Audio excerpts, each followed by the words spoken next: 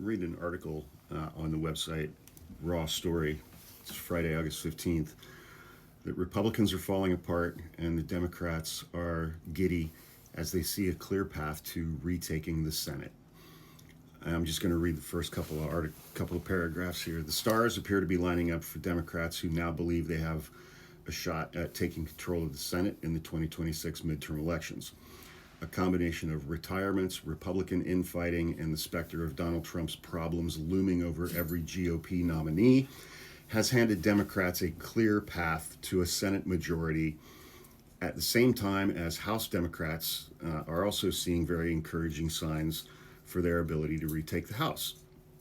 Democrats need to flip 4 seats, with 2 of them, the North Carolina seat held by retiring Senator Thom Tillis and the Ohio seat held by John Husted at the top of the list, where Democrats have solid candidates lined up in former North Carolina Governor Roy Cooper and ex-Ohio Senator Sherrod Brown. Now, all the stuff we're hearing about gerrymandering does not apply to the Senate. You cannot gerrymander an entire state. That only applies to congressional districts for the House of Representatives.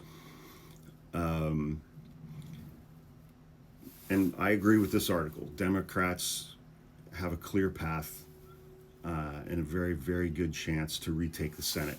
So what's going to happen between now and then? And I've talked about this before. The closer we get to November 2026, I think by maybe next spring, if it becomes clear that Democrats have a better than 50% shot at retaking the Senate confirms judges. If it looks like Republicans are going to lose control of the Senate, I think you're going to see an enormous amount of pressure on Clarence Thomas and Samuel Alito to resign from the Supreme Court.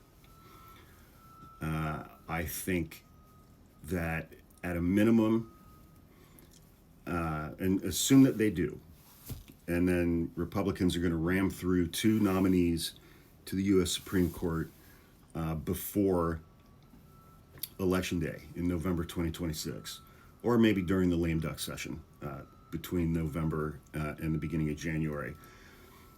Donald Trump wants Emil Bove, his former criminal defense attorney who was just appointed to the federal bench, the appellate court, I believe in New York. Donald Trump wants Emil Bove on the Supreme Court. He will nominate him. And what is the most important thing to Donald Trump ever, anywhere, from anyone? Loyalty. And who has been more loyal to Donald Trump as a federal judge than Southern Florida District Judge Aileen Cannon in the classified documents case? She delayed that case and prevented it from going to trial before the election. All the rulings that she made in that case heavily favored Donald Trump. All of the delays that she put in place heavily favored Donald Trump.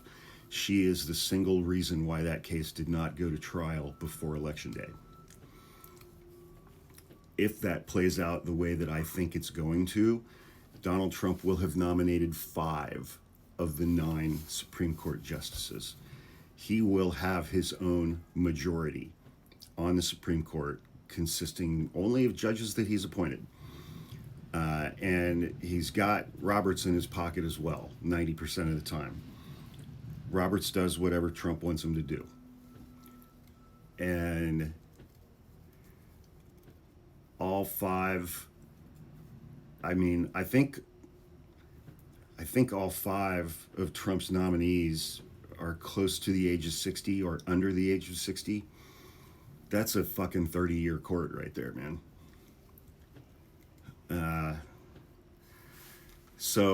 But you know, thanks for joining me on today's episode of What is Hawk Losing Sleep Over Right Now?